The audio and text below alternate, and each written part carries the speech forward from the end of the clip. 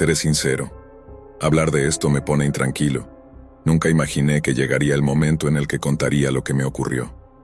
No es que quiera revivir esta experiencia, pero siento que necesito sacarla de dentro. Tal vez al compartirla me sienta menos, no sé, expuesto.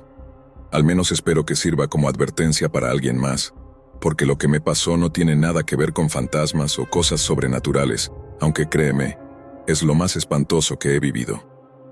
Todo comenzó en las profundidades de la Deep Web. Antes de entrar en detalles, quiero aclarar algo. Siempre me he considerado una persona curiosa. Sabes, me encantan las computadoras, la tecnología, y antes de que todo esto sucediera, me tenía mucha confianza. No soy un experto, pero trabajo en el área de soporte técnico, así que sabía lo fundamental y algo más. Había escuchado muchas veces acerca de la Deep Web, de lo peligrosa que puede llegar a ser. Drogas, armas, asesinos a sueldo. Cosas horribles que sabes que existen pero que prefieres no ver. Nada de eso me interesaba. No es que tuviera deseos oscuros ni nada parecido. Para mí era más bien un reto. Quería saber cuánto de lo que decían era cierto. Cuánta verdad había en esas historias. Creía que tomando las precauciones adecuadas estaría seguro. Siempre me aseguraba de usar una VPN, el navegador Tor y otras herramientas que te hacen sentir invisible, como si estuvieras camuflado en el inmenso mar de la Deep Web. Me sentía intocable, invulnerable. Qué equivocado estaba. La noche en la que todo cambió empezó como cualquier otra. Llevaba un rato explorando algunos sitios básicos, nada fuera de lo ordinario. Foros, páginas de aspecto rudimentario, lo típico. Después de varias horas navegando, algo extraño empezó a suceder. Mi cursor, el puntero del ratón, comenzó a moverse solo. Al principio pensé que mi mouse inalámbrico se había quedado sin batería o que tenía algún fallo, pero no era eso. El movimiento era preciso, como si alguien más estuviera controlándolo. Lo que pasó después es algo que jamás olvidaré. El cursor se dirigió a la barra de búsqueda del navegador y comenzó a escribir un enlace que yo no reconocía, una combinación de letras y números que terminaba en .onion, la extensión usada por páginas en la Deep Web. No era un sitio que hubiera visitado antes ni sabía a dónde me llevaba. Intenté retomar el control de mi computadora, pero nada funcionaba. Estaba bloqueada. El enlace me llevó a una página de fondo completamente rojo. No había nada que explicara su contenido. Ningún título ni descripción. Solo había una cuadrícula de videos pixelados, como si estuvieran intencionadamente desenfocados, intentando ocultar lo que realmente se veía en ellos. Al pasar el cursor sobre uno de los videos, apareció un mensaje que decía que debía pagar para desbloquear el contenido. Aquí fue donde comenzó mi desesperación. Mi ratón seguía sin responder, y no lograba desconectar la computadora ni cerrar el navegador. Era como si estuviera atrapado en esa página, pero entonces el cursor volvió a la barra de búsqueda y comenzó a escribir de nuevo, esta vez como si alguien estuviera escribiéndome un mensaje. Introduce los datos de tu tarjeta de crédito y realiza el pago. Lo escribió una vez, luego otra, repitiéndose una y otra vez en la pantalla, como si la persona al otro lado se estuviera impacientando. No iba a hacerlo, claro, sabía que no debía. Sabía que si ingresaba los datos de mi tarjeta, estaría en serios problemas. Pensé que ignorándolo dejaría de insistir, pero no fue así. Todo empeoró. El mensaje cambió, y en lugar de pedirme los datos de mi tarjeta, comenzó a escribir algo que me hizo sentir un escalofrío recorrer mi cuerpo. Tu dirección es... Y en la pantalla apareció la dirección completa de mi domicilio. Me quedé helado. ¿Cómo era posible que esta persona supiera dónde vivía? Pero eso no fue lo peor. En segundos comenzaron a aparecer más datos personales en la pantalla. Mi número de identificación, la matrícula de mi coche, los nombres de mis padres y luego, el nombre de mi hermana menor. Sentí como se me hundía el estómago. La situación había escalado de una manera aterradora. Ya no era solo dinero lo que querían, esto era algo mucho más grave. Estaban amenazando a mi familia. Haz el pago o ya sabes lo que pasará. Sabía que no debía, pero no podía pensar con claridad. Estaba paralizado de miedo, y la idea de que esta persona, quien fuera, tuviera acceso a tanta información sobre mí y mi familia me superaba. No podía arriesgarme, no podía poner en peligro a las personas que amaba. No me quedó otra opción. Mis manos temblaban mientras ingresaba los datos de mi tarjeta de crédito. Nunca había hecho algo así antes. Nunca había sentido tanto terror en mi vida. No era mucho dinero, solo $50, pero en ese momento me parecía una cantidad absurda para la situación. Estaba pagando para proteger a mi familia. Una vez que realicé el pago, pensé que el horror había terminado, que me dejarían en paz, pero estaba muy equivocado. El cursor volvió a moverse, esta vez para desbloquear uno de los videos pixelados. El video comenzó a reproducirse, y lo que vi fue peor de lo que jamás podría haber imaginado. La grabación era de muy mala calidad, como si hubiera sido filmada con una cámara antigua. El lugar donde ocurría todo parecía un sótano oscuro y sucio. Había un grupo de niños, quizás 10 o 15, de diferentes edades, parados en el centro de la habitación. Algunos lloraban, otros estaban en silencio, claramente aterrorizados. Al fondo distinguía las figuras de varios hombres vestidos de negro, hablando en un idioma que no podía identificar. No hacía falta entenderlo para saber que lo que iba a suceder era algo horrible.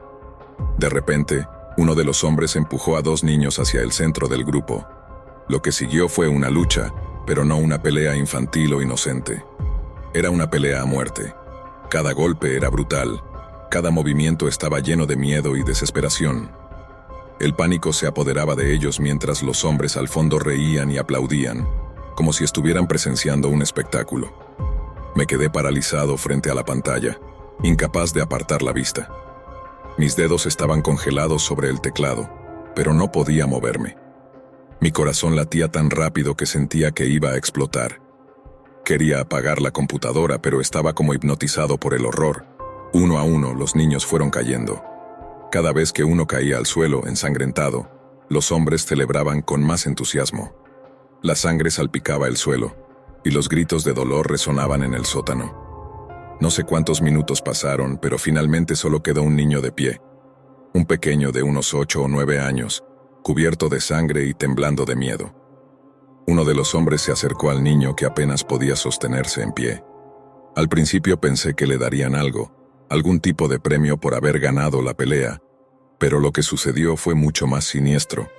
El hombre sacó un machete de detrás de su espalda y, con un movimiento rápido y violento, lo alzó sobre la cabeza del niño. La sangre brotó por todas partes y la pantalla se llenó de manchas rojas antes de volverse negra. Me quedé inmóvil, mirando la pantalla oscura, como si de algún modo mi mente se negara a procesar lo que acababa de ver. No sé cuánto tiempo estuve allí, sentado con las manos temblando y el cuerpo helado. No podía moverme ni pensar. Había visto algo tan horroroso, tan auténtico, que era como si mi mente se hubiera apagado. No lograba sacarme de la cabeza los gritos de los niños, el golpe final del machete y la sangre. La sangre. El pánico seguía recorriéndome mientras intentaba asimilarlo todo. Mi cuerpo estaba completamente en shock, incapaz de reaccionar ante la pantalla oscura frente a mí. El silencio en la habitación era aplastante, y lo único que podía oír era el latido frenético de mi corazón resonando en mis oídos, como si fuera el único sonido en el mundo. Cuando finalmente pude moverme, lo primero que hice fue apagar la computadora de golpe. La cerré de un portazo, como si al hacerlo pudiera cerrar también todo lo que acababa de ver. Pero aunque la computadora estaba apagada, las imágenes seguían ahí, grabadas en mi mente, perforando mi conciencia. No podía dejar de ver a ese último niño, ni el sonido del machete cortando el aire antes de destrozarle la cabeza. El miedo se había apoderado de mí de una forma que nunca había experimentado antes. Me levanté de la silla tambaleándome, como si mi vista estuviera nublada por el terror. Corrí al baño y vomité. No podía controlar las náuseas. Mi estómago estaba completamente revuelto, como si intentara expulsar todo el horror que acababa de absorber. Pasé varios minutos, quizás más, apoyado sobre el lavabo intentando respirar. El sudor resbalaba por mi frente, y sentía como si el suelo se moviera bajo mis pies. Quería lavarme la cara y sentir el agua fría, pero no podía moverme, atrapado en ese estado de shock absoluto. Después de lo que pareció una eternidad, reuní la fuerza para regresar a mi habitación, pero cuando vi la computadora cerrada sobre el escritorio, un nuevo miedo me invadió. No soportaba la idea de que pudiera estar ahí, aún conectada de alguna forma a esa página, o peor, a esa persona que me obligó a ver el video. Me acerqué lentamente, como quien se aproxima a una bomba a punto de explotar, y la desconecté de la corriente de un tirón. Aún así no fue suficiente. No quería que tuviera ninguna posibilidad de encenderse. Así que desenchufé y apagué todos los dispositivos electrónicos de la casa. Ni siquiera eso fue suficiente para tranquilizarme. Estaba convencido de que, de alguna forma, todavía me observaban.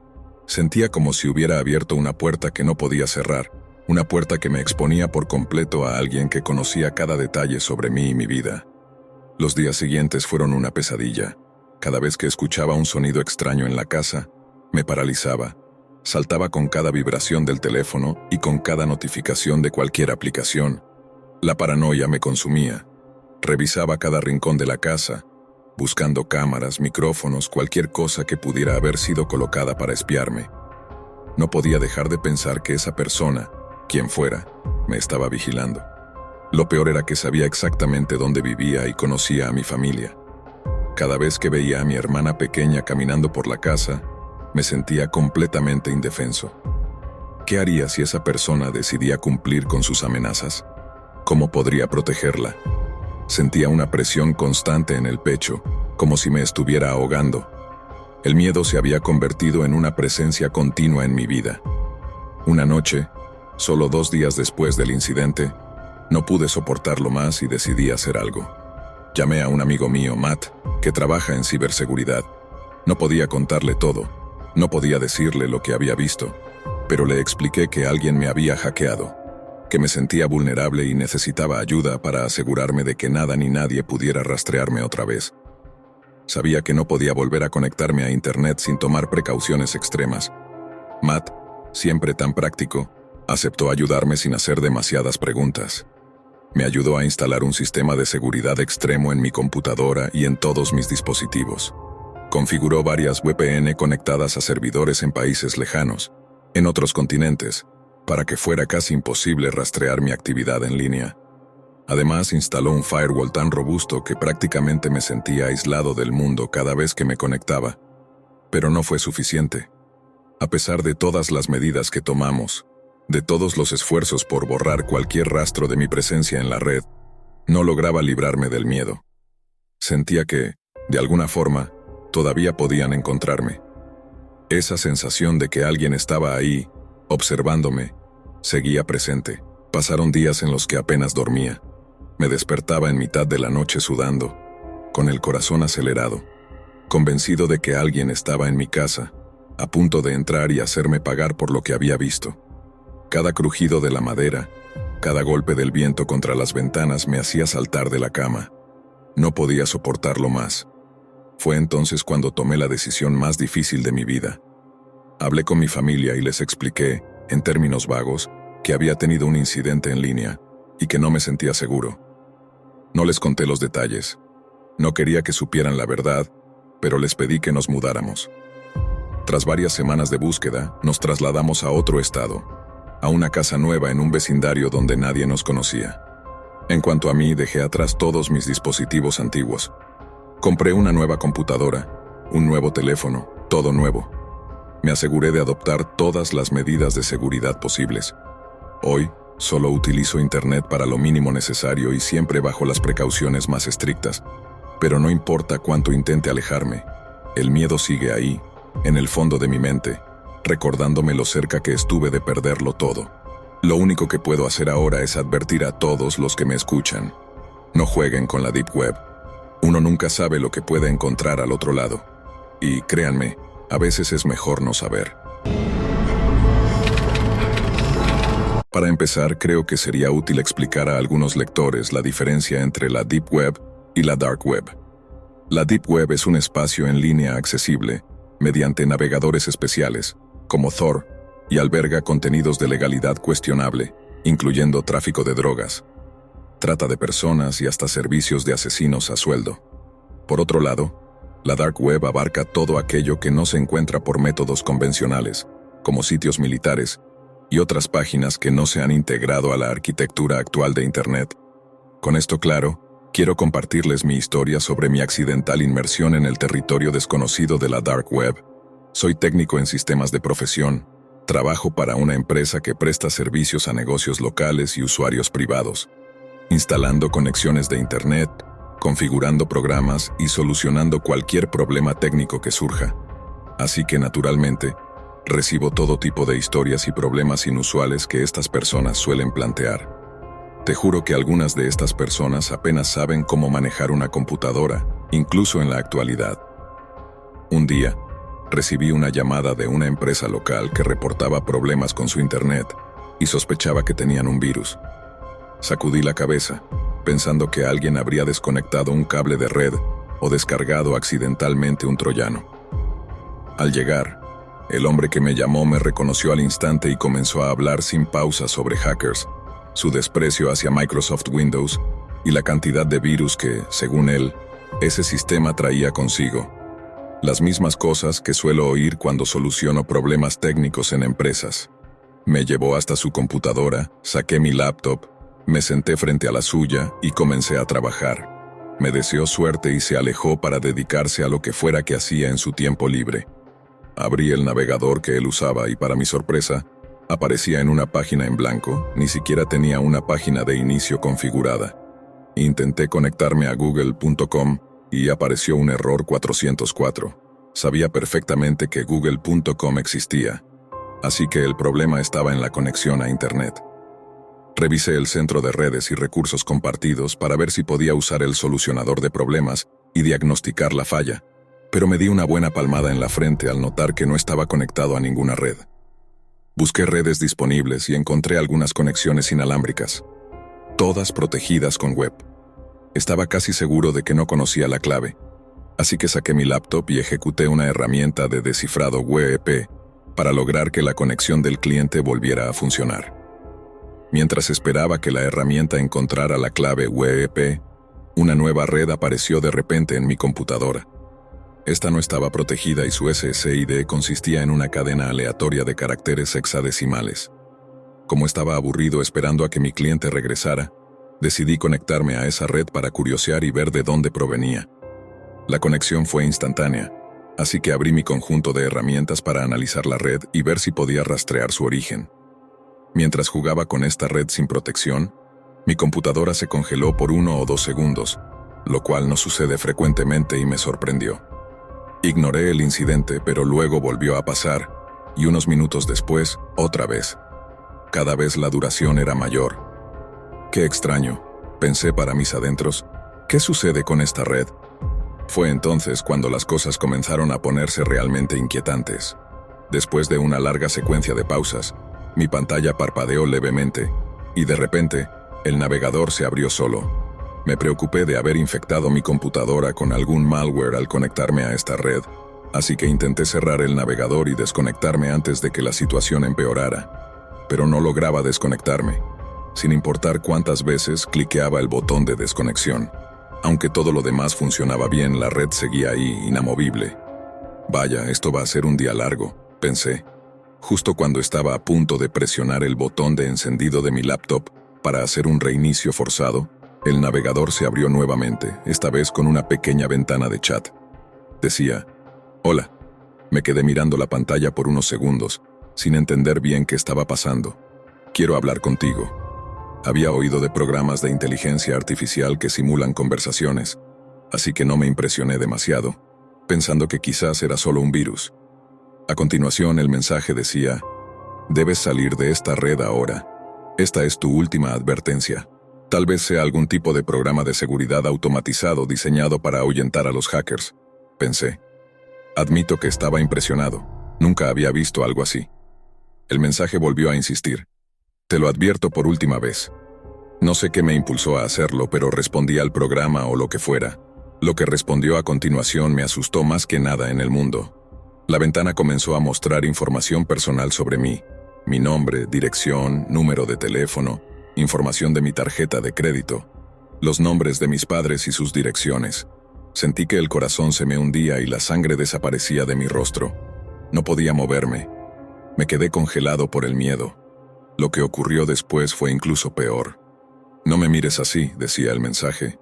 Mi cámara web estaba encendida. «Realmente no deberías mirar TRMan 4694. Podrías ver algo que lamentes». En ese momento las imágenes más horribles que puedas imaginar aparecieron en mi pantalla. Cuerpos desmembrados, rituales macabros, extremidades separadas, personas devoradas por caníbales y hasta videos de suicidios masivos y ejecuciones. Mi corazón latía a 1000 por hora y mi cuerpo temblaba al ver aquellas imágenes que se grababan en mi mente, cosas que nadie debería presenciar jamás. Reuní todas mis fuerzas, presioné el botón de encendido de mi laptop y la cerré de golpe. Corrí al baño y vomité varias veces, empapado en sudor y apenas en control de mí mismo. Me tomó unos 20 minutos regresar a mi computadora, y aún así me costaba mucho acercarme. Miré la computadora de mi cliente y noté que estaba conectada a la red inalámbrica que estaba descifrando antes. Ahora funcionaba perfectamente. Justo en ese instante mi cliente regresó y me agradeció por haber restaurado su internet. No dije nada, tomé mi laptop y me fui. Había un canal en YouTube llamado Gustavos Online Bites Review, que dirigía mi amigo cercano Alex Thomas. El canal estaba lleno de videos en los que Alex probaba y comentaba sobre diferentes comidas y bebidas frente a la cámara. Con el tiempo, el canal llegó a alcanzar unos 100,000 suscriptores. Aunque no era un número enorme, era lo bastante grande como para que Alex pudiera dedicarse a él de forma exclusiva. Recuerdo muchas veces en las que me sentaba en el asiento del copiloto de su coche, manteniéndome fuera de cuadro mientras él comentaba sobre algún nuevo producto que había comprado en la tienda. Yo solo me movía una vez que él terminaba con su característico gesto de aprobación o rechazo, seguido de su frase típica: me gusta o lo odio. Su audiencia lo apreciaba mucho por su actitud accesible y su personalidad alegre. Raramente recibía comentarios de odio, y cuando aparecían, Alex simplemente los ignoraba y seguía sonriendo. El canal de Gustavos Online Bites Review quedó inactivo hace 7 meses. No hubo advertencia ni anuncio. Simplemente desapareció. A pesar de numerosas llamadas y visitas a su casa sin respuesta, nunca volví a saber de Alex. Unos días después de que su canal fuera eliminado, llamé a la policía para solicitar un control de bienestar, temiendo que algo le hubiera pasado. Los agentes ingresaron a su casa, pero no encontraron nada. Alex fue declarado desaparecido una semana después. 7 días después de ser reportado como desaparecido, un paseador de perros encontró un cuerpo horriblemente mutilado en una vía de tren. El cadáver tenía graves heridas en la cabeza, los brazos, el pecho y las piernas, y estaba casi partido en 2 a la altura de la cintura, con los órganos internos descompuestos y esparcidos en una incisión en forma de V. Los informes de la autopsia señalaron que, aunque no se pudo determinar una causa directa de muerte, las heridas profundas en el cuello probablemente fueron fatales. La autopsia también reveló detalles inquietantes, como la ausencia de estómago y corazón, y el cuerpo completamente exangüe. Aunque la escena no estaba excesivamente ensangrentada, el cadáver prácticamente había sido drenado por completo de sangre. 2 semanas después, la policía identificó el cuerpo. A pesar del daño sufrido, los dientes estaban lo suficientemente intactos como para obtener una referencia dental. Mis peores temores se hicieron realidad. Era Alex. La policía investigó, pero no encontró pruebas forenses que sugirieran la presencia de otra persona en la escena. Finalmente concluyeron que fue golpeado por un tren de carga en movimiento. Las heridas y el desmembramiento fueron atribuidos a haber sido arrastrado bajo el tren, y los órganos faltantes a haber sido consumidos probablemente por algún animal. La madre de Alex decidió que lo mejor era cremar lo que quedaba de su hijo. La acompañé mientras llevaban el ataúd al horno crematorio. Cuando las puertas se cerraron y las llamas se encendieron, ella rompió en llanto. Y yo también, llorando durante los 90 minutos que tomó reducir a cenizas a alguien con quien compartí tantos recuerdos. Me despedí de mi amigo y traté de seguir adelante. Con el tiempo conseguí un nuevo empleo y comencé a salir con alguien que conocía en el trabajo. Extrañaba a Alex, pero estaba logrando avanzar. Hasta que una noche, mientras navegaba en Reddit alrededor de las 3 de la madrugada, recibí un mensaje en Facebook desde la cuenta de mi amigo fallecido.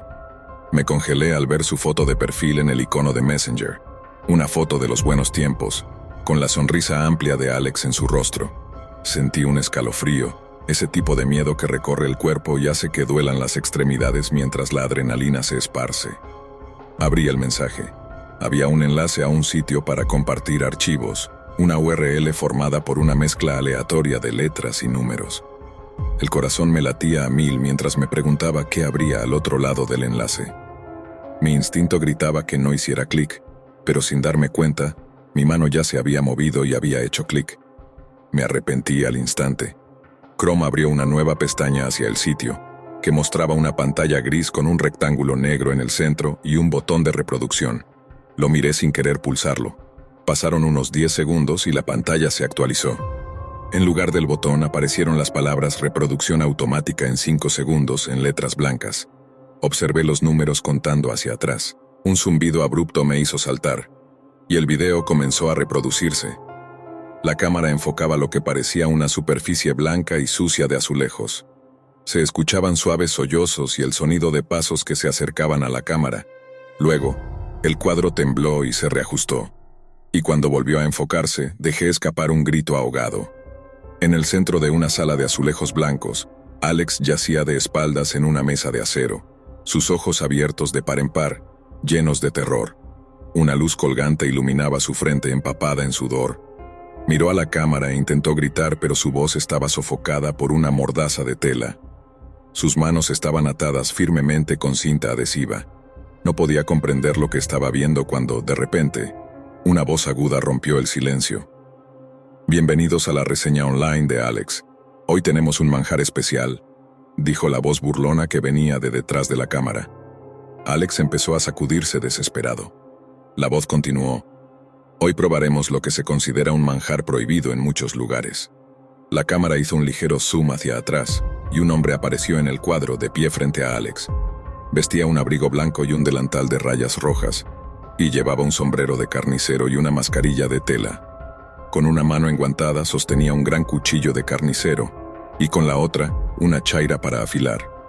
Empezó a pasar la hoja del cuchillo sobre el afilador, generando un sonido de fricción metálica.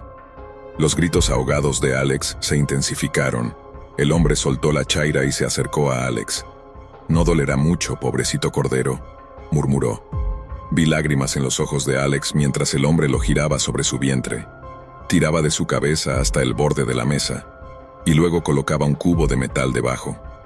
En un movimiento rápido, el hombre le sujetó el cabello, levantó su cabeza y cortó su garganta. La sangre brotó en un chorro, llenando el cubo y salpicando el suelo. El cuerpo de mi amigo se convulsionaba incontrolablemente mientras yo vomitaba, horrorizado. Me acurruqué en una esquina, en medio de un ataque de pánico. Pasaron horas hasta que, temblando, me acerqué a la computadora. La página ya había cerrado, dejando en pantalla la página de Reddit. Tenía una notificación en la pestaña de Facebook. No quería abrirla, pero me obligué a hacerlo. Era un mensaje de Alex. Me gusta. Esto sucedió antes de que Google existiera. Las páginas web en su mayoría eran bastante básicas, construidas principalmente con HTML y JavaScript. Casi nadie utilizaba CSS. Solo algunos foros de discusión y sitios bancarios tenían algo que se acercara a una integración completa de frontend y backend.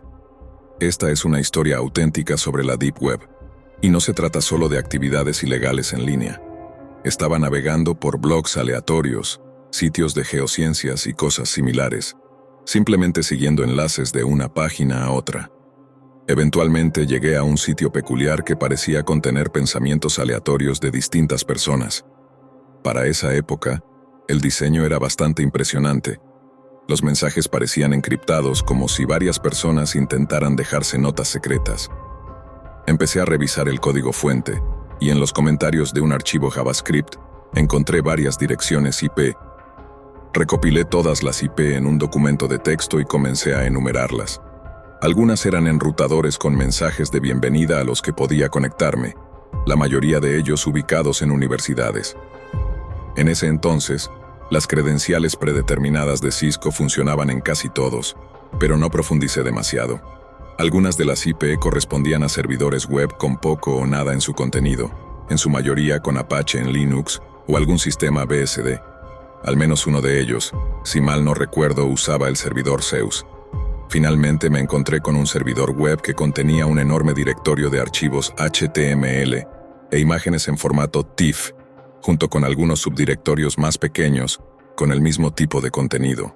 La herramienta NSLOOKUP no devolvía registros inversos para esa IP. La apariencia me hizo pensar que tal vez un psicólogo o algún profesional de la salud mental era quien mantenía el sitio. Las imágenes parecían ser faxes aparentemente de naturaleza tanto militar como médica. Mientras navegaba de un subdirectorio al directorio principal, en la parte superior apareció un nuevo archivo HTML con un nombre similar a 1.html. La marca de tiempo era del mismo minuto en que lo encontré. Al abrirlo, apareció un mensaje en texto simple que decía: "Te vemos 5000", en letras minúsculas. Aproximadamente 15 segundos después, el servidor se desconectó. En el año 2014, después de escuchar todas esas historias aterradoras, decidí explorar la Deep Web por mi cuenta. De alguna forma, esperaba encontrar solamente sitios de estafas, páginas de asesinos a sueldo, personas solicitando contenido ilegal y algunos mercados clandestinos. Sin embargo, me preparé para enfrentar lo peor. Sinceramente, me preocupaba más meterme en problemas con las autoridades que quedar psicológicamente afectado en un futuro cercano. Incluso después de 2 o 3 horas de procrastinación, nada me preparó para lo que encontré. Era pleno día cuando comencé mi búsqueda. Claro, no hay un Google para la Deep Web ni nada parecido, sino algo más similar a un wiki con muchos enlaces. Estos enlaces son distintos de los que podrías conocer. No hay forma de saber qué contienen. Solo muestran números seguidos de un .onion al final, a menos que previamente hayan sido identificados y listados en esa página wiki. Al principio fue aburrido. Encontré muchos sitios inactivos, más de los que pensaba, y varios mercados estilo eBay para armas de uso militar, varios servicios clandestinos y, por supuesto, una cantidad considerable de drogas. Llegué a una sala de chat donde vi un lado más oscuro de la humanidad, algo que jamás imaginé. Había muchísimas personas con problemas mentales, amenazando a otros y solicitando contenido explícito e ilegal. Era verdaderamente repugnante. Imagina a personas recorriendo calles oscuras de un vecindario peligroso, pero con cualquier cosa que deseen al alcance de sus manos.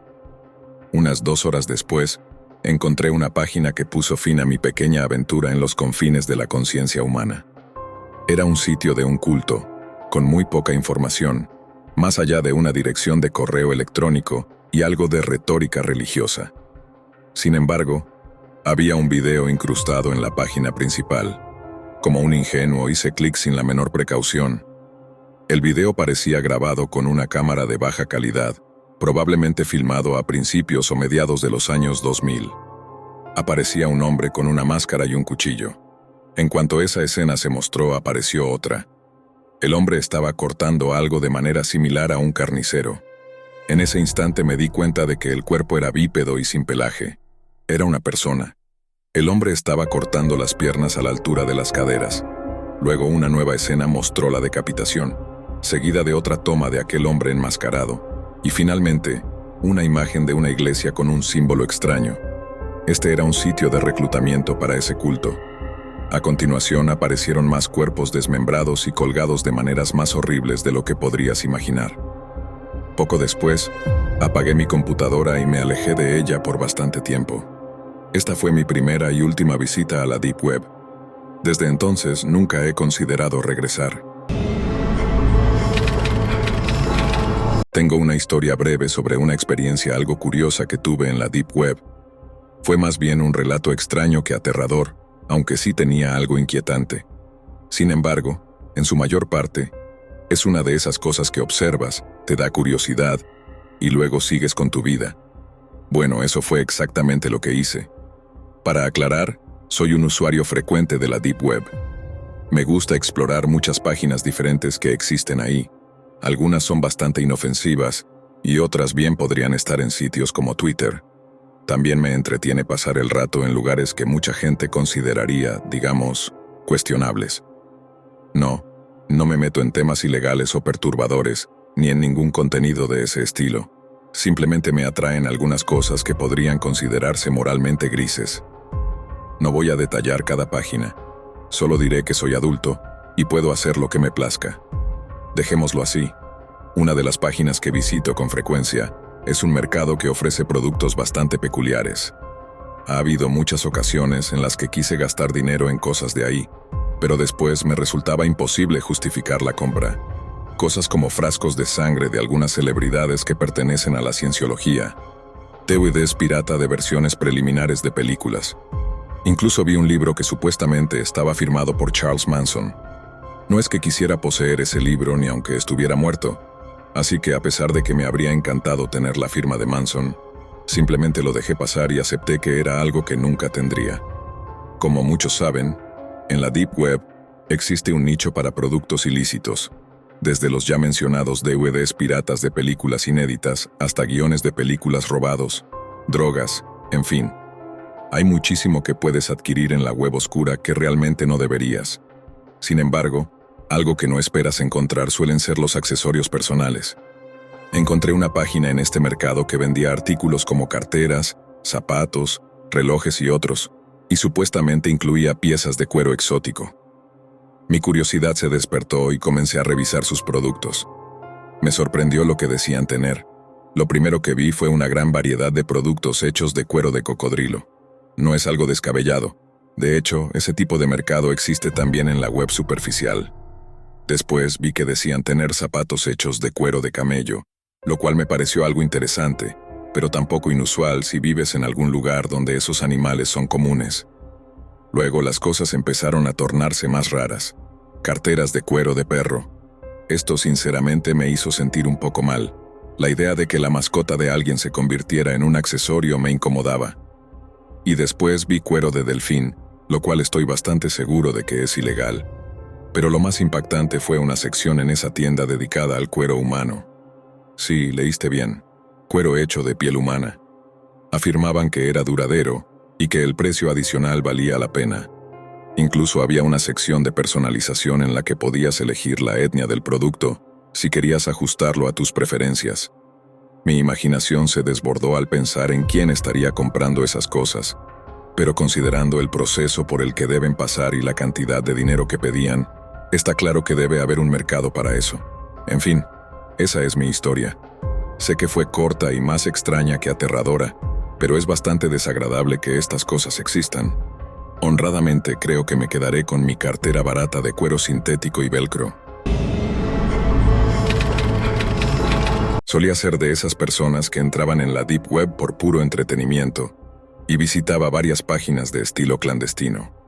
Trabajo en el ámbito de la tecnología informática y por alguna razón, la Deep Web y la web oscura son temas extrañamente prohibidos de los que no se supone que hablemos con personas ajenas al área.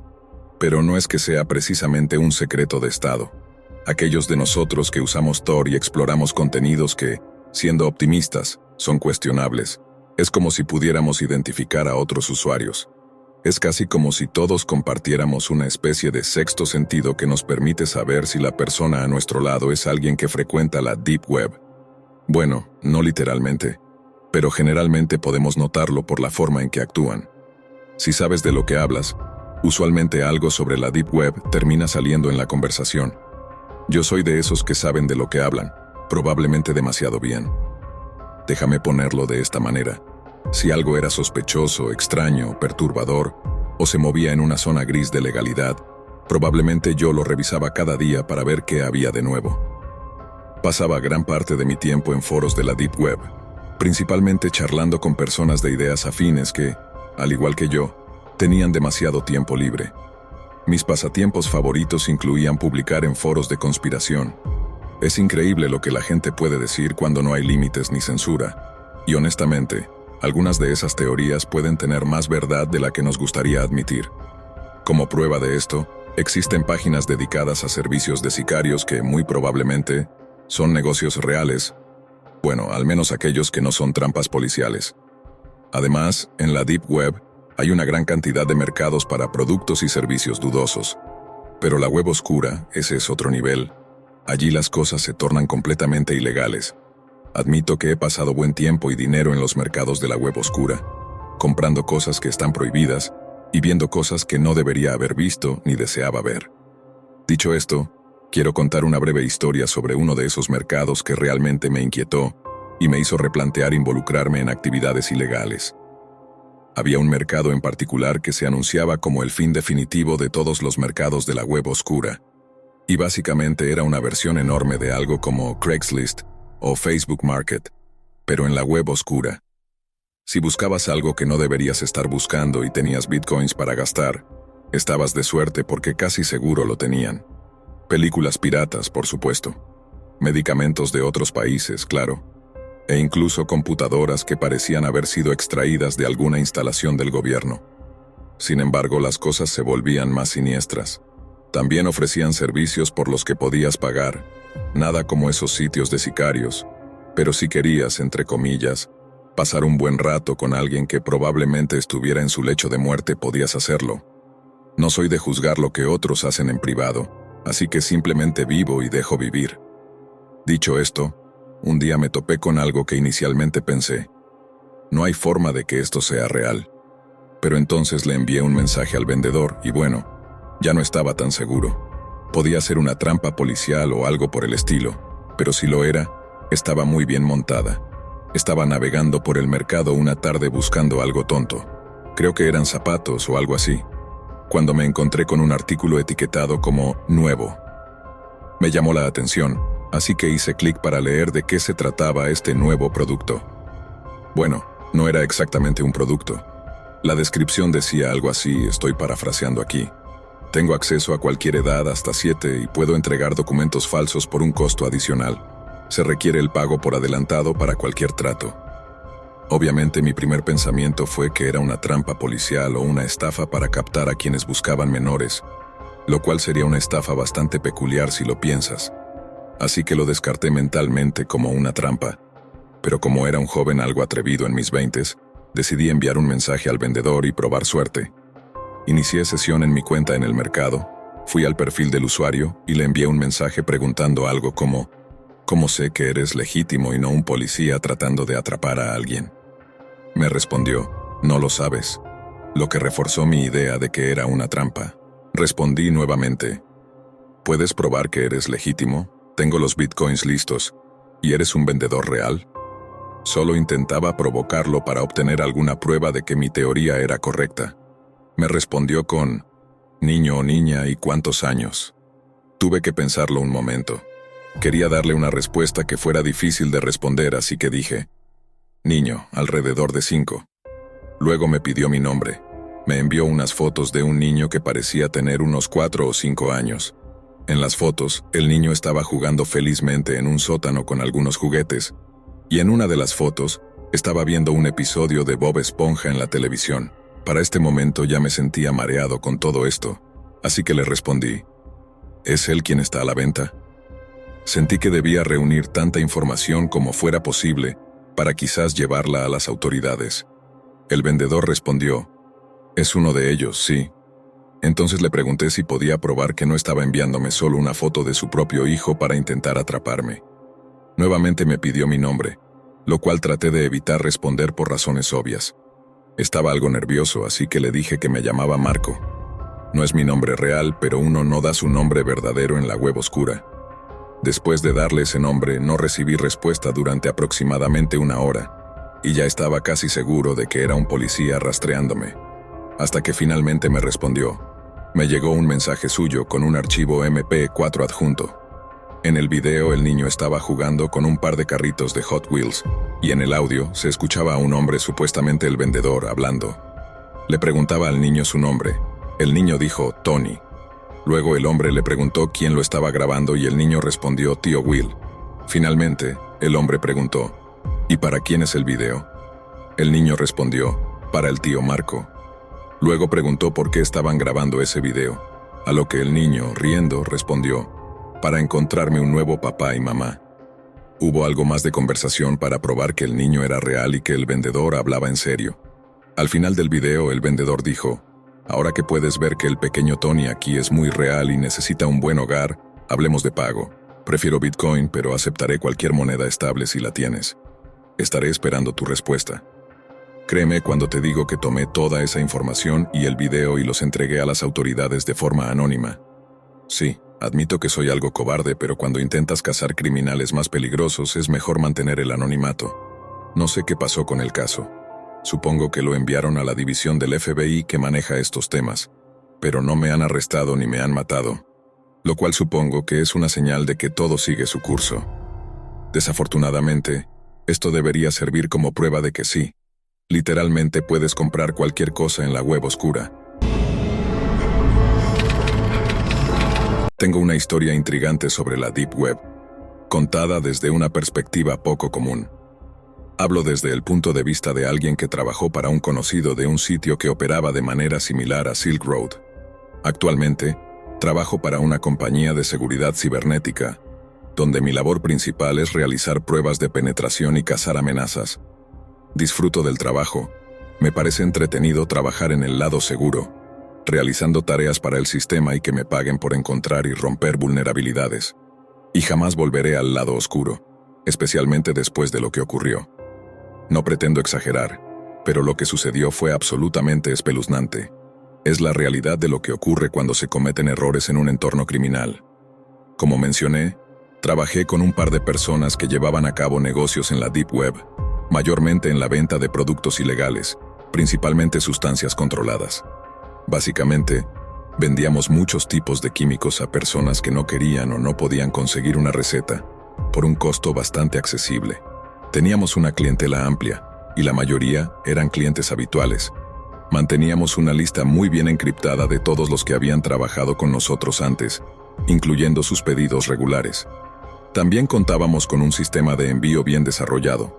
Enviábamos los productos en paquetes que parecían pertenecer a otras categorías, mezclando los productos con otras cosas para reducir la posibilidad de que fueran detectados.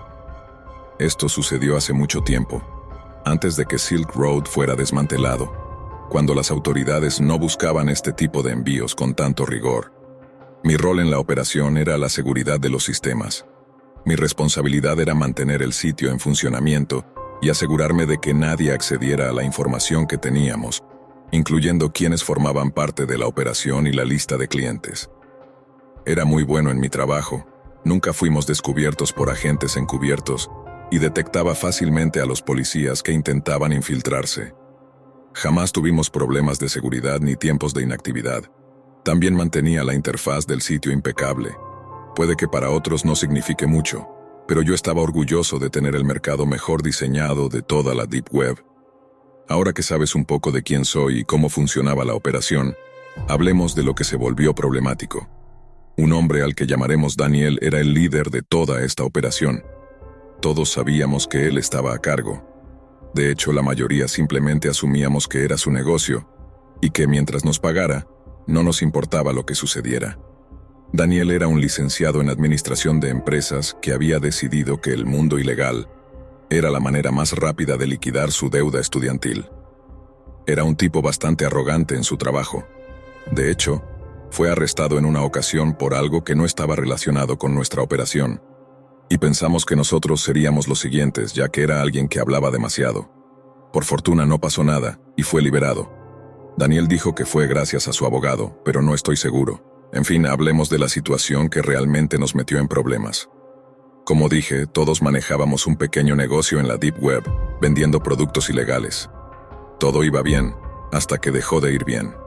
No fue un gran problema al principio, solo algunas molestias, hasta que tuvimos un cliente en particular que se volvió muy problemático. Llamémoslo Mario. Mario tenía una adicción y probablemente era nuestro cliente más frecuente. También era una persona muy agresiva en las comunicaciones. Ya sé lo que piensas. ¿Por qué tener comunicación constante con un cliente cuando vendes productos ilegales en la Deep Web? Lamentablemente, era Mario quien se mantenía en contacto, y siempre había algo que no le gustaba de su pedido. Mi función no tenía nada que ver con el contenido, el envío o la parte comercial, así que ignoraba la situación. Mi trabajo era mantener el sistema de mensajería en los servidores, así que veía toda la comunicación. Desafortunadamente, Daniel, siendo tan obstinado y arrogante, solía provocar a Mario cuando se ponía intransigente. Le enviaba mensajes insultándolo y diciéndole que no volviera a comprarnos, cosas por el estilo. La última vez que esto ocurrió, Mario respondió que, si no corregían su pedido, iría a la policía. Hay cosas que simplemente no se hacen en la Deep Web, y una de ellas es amenazar con involucrar a la policía y comprometer una operación rentable. Cuando Daniel vio el mensaje, envió una comunicación interna a todos nosotros, diciendo que este cliente debía ser bloqueado y que se pondría en contacto con otros mercados para que nunca más le vendieran. Sin embargo, Daniel también le envió esto a Mario por error. Asumo que lo hizo para intentar asustarlo, como un «te metes con nosotros y te corto». Desafortunadamente hay ciertas reglas en este mundo. No puedes meterte con clientes conflictivos, especialmente si son inestables y saben cómo moverse en la Deep Web. La situación pasó de incómoda a un auténtico desastre. Justo cuando todo esto estaba ocurriendo, me estaba quedando en casa de Daniel por algunos problemas personales. Él había acondicionado la parte trasera de su sótano como una especie de cuarto de invitados y sala de servidores, así que tuve la suerte de dormir donde trabajaba. Estaba abajo, ocupado en otro proyecto cuando escuché lo que sonó como alguien derribando una puerta. Corrí hacia las escaleras, pero me detuve en la entrada al escuchar gritos. Vi a un hombre que debía medir más de 1,80 m y pesar más de 136 kilos con una escopeta en mano, mientras Daniel estaba de rodillas, rogándole que no lo matara. Escuché a Daniel llamarlo Mario, y supe de inmediato que esto no terminaría bien. Bajé las escaleras lo más silenciosamente que pude y me escondí bajo la escalera, detrás del servidor. Usé mi teléfono desechable para marcar al 911. Cuando respondieron, simplemente di la dirección y pedí que enviaran oficiales de inmediato, porque un hombre armado había irrumpido en la casa. Luego colgué sin dar información adicional sobre mí. Después de todo, era prácticamente un criminal. Momentos después, escuché más gritos y luego un disparo. Sabía lo que eso significaba. Esperé hasta asegurarme de que Mario se había ido, y luego hice lo más cobarde que se me ocurrió. Salí por la ventana del sótano con mi mochila y crucé la calle hasta un McDonald's para ver cómo se desarrollaba todo. Los policías llegaron, luego la ambulancia, y finalmente el forense. Escuché en la radio de la policía para ver si capturaban al tipo. Hubo algunas conversaciones, pero luego cambiaron a canales encriptados y perdí el rastro. Mi estancia en la casa de Daniel era temporal, y la mayor parte de mi vida estaba en mi mochila, así que no me preocupaba demasiado que me vincularan. Después de esto, entré en modo limpieza, y destruí todos los servidores, eliminando cualquier información recuperable. Fue una situación muy grave, y sentí remordimiento por lo que le ocurrió a Daniel. Pero al final, si vas a ser criminal, debes estar preparado para enfrentar las consecuencias. ¿Merecía morir? No, claro que no, pero eso no fue lo que Mario pensó. Así que mi consejo final es simple: evita la Deep Web. La Deep Web tiene cosas seguras, pero no te metas en el lado oscuro. Lo que puedes encontrar al otro lado es completamente impredecible. Tengo una historia que en verdad me apartó completamente de la Deep Web. Antes de eso no sabía mucho al respecto. Claro, estaba enterado de lo que era Tor, de la idea del cifrado y cosas por el estilo, pero no entendía bien en qué se diferenciaban la web profunda y la web oscura de la web de superficie.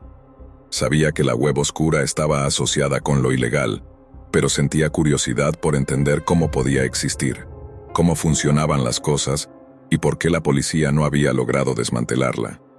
Mi visión era un poco ingenua y, a medida que pasó el tiempo y me fui informando, empecé a comprender más sobre el cifrado y el anonimato. Desafortunadamente, a medida que aprendía, me sentía más seguro. Al principio solo observaba, pero luego comencé a participar en foros, y después a comunicarme directamente con personas en lugar de solo dejar comentarios. Me sentía cómodo en algunas de esas comunidades, y era agradable conversar con personas de distintas partes del mundo sobre cosas que no tenían relación con la vida cotidiana. Era una especie de escape de la realidad, algo que no mucha gente puede experimentar. Sin embargo, como aprendí rápidamente, la web profunda no es todo color de rosa. En realidad no creo que tenga algo de eso. Tuve suerte de toparme con gente decente, y una vez, mientras navegaba en uno de mis foros habituales, encontré una publicación de alguien con quien había hablado un par de veces y que me parecía bastante interesante. El mensaje decía algo como: «Mándame un mensaje para una invitación a la fiesta de Viernes Rojo». A mí me encantaban las reuniones virtuales, y como ya me sentía en confianza con estas personas, Pensé que sería divertido pasar el rato en línea con otros usuarios anónimos, charlando sin mucho propósito. Sin embargo, lo que obtuve no fue exactamente una fiesta. Estoy seguro de que puedes intuir hacia dónde va esto, y sé lo que probablemente estás pensando, que las habitaciones rojas no existen realmente, y yo también lo pensaba, pero puedo decirte que, aunque no son accesibles como un simple enlace en la web oscura, una sí existe, y se comparte de forma muy privada. Esa fiesta de Viernes Rojo estaba organizada para parecer una transmisión en vivo básica. Una cámara, algunas luces rojas y una chica frente a la cámara. Parecía bastante normal, no se veía asustada o incómoda, y leía el chat de forma casual. Al principio pensé que iba a ser uno de esos streams de solo chatear o algo similar. La gente le hacía preguntas sobre su vida, y ella respondía de manera algo tímida. La mayoría de las preguntas eran bastante normales, aunque algunas eran un poco directas y de tono sexual, pero ella las ignoraba. Después de algunos minutos hablando sobre su vida cotidiana, noté un temporizador en la parte superior de la pantalla que iba en cuenta regresiva. Faltaban solo unos minutos para que llegara a 0. Me quedé observando, esperando a que terminara la cuenta regresiva. Cuando el reloj marcó 0, se escuchó un timbre, y una voz masculina fuera de cámara dijo algo como: «Muy bien, chat, se acabó el tiempo. Ahora pasaremos a las solicitudes con donaciones. Preparen sus criptomonedas porque esto va a ser intenso». Vi cómo la expresión en el rostro de la chica cambiaba de tímida a visiblemente nerviosa. Ella dijo algo como: «No creo que quiera hacer esto». Pero la otra voz, firme y fuerte, respondió: «Me debes dinero, y estos chicos van a pagar tu deuda. Haz lo que te digan hasta que estemos a mano, o las cosas se pondrán feas rápido». Sabes, es como cuando ves un accidente y no puedes apartar la mirada. Así me sentí. Quería cerrar la ventana y no pensar en ello nunca más, pero algo dentro de mí sentía la necesidad de mirar. Al principio, las solicitudes de donaciones eran bastante inofensivas. La gente enviaba pequeñas cantidades de Bitcoin para cosas ridículas. Ponte un zapato en la cabeza, enséñanos los pies, intenta lamerte el codo. Eran cosas absurdas y no fue tan grave durante los primeros minutos, pero luego las donaciones empezaron a ser más altas y las peticiones más perturbadoras. Le pedían que se quitara la ropa o que hiciera cosas que prefiero no mencionar. Ella estaba visiblemente angustiada, pero cumplía con lo que pedían. Ya en ese momento, las cosas me parecían malas, pero lo peor estaba por venir. Alguien donó 2 bitcoins completos, que era mucho dinero en esa época, y le dijo que se cortara la mejilla con un cuchillo. Ella negó con la cabeza y dijo que no podía hacer eso, pero el hombre fuera de cámara insistió y le dio una pequeña navaja. Comenzó a llorar y sin más opción se cortó la mejilla, haciendo que sangrara. Luego alguien más hizo una donación mayor y pidió que se cortara un dedo. Para ese punto ella ya estaba sollozando y gritando que no, diciendo que quería irse. Entonces él comenzó a gritarle, la agarró de la mano y lo hizo por ella. Esto fue terrible, pero la última parte fue aún peor. La gente empezó a donar grandes cantidades de Bitcoin para la transmisión, y las peticiones se volvieron enfermizas. Una persona donó 50 Bitcoins y escribió: «Me estoy aburriendo, deshazte de ella». Otros usuarios comenzaron a donar cantidades similares, repitiendo el mismo mensaje. Me quedé ahí, paralizado, viendo cómo ella gritaba y lloraba, rogando por su vida, y luego vi a un hombre acercarse a la cámara con lo que parecía ser un machete. No pude seguir mirando. Diré que solo recordar todo esto me hizo sentir físicamente enfermo, tanto que vomité en el basurero junto a mi escritorio. Esa ha sido la peor cosa que he visto en mi vida, y me hizo prometerme no volver a involucrarme en nada más allá de la web de superficie. Desde entonces, tengo miedo de usar la computadora para cualquier cosa fuera de Facebook o navegar por la página principal de Reddit. No sé si lo que vi fue real o algún tipo de película de horror grabada, algo similar a un video snuff, pero puede que haya sido una fiesta en una Red Room real. No tengo certeza de si el chat era en vivo o estaba pregrabado, pero algo en mi interior me dice que ella estaba siendo retenida en contra de su voluntad y que lo que vi realmente sucedió. Las habitaciones rojas tal vez no sean tan comunes como las muestran en las películas, pero algo parecido existe y recomiendo encarecidamente nunca involucrarse en una transmisión en vivo de la Deep Web, por si acaso.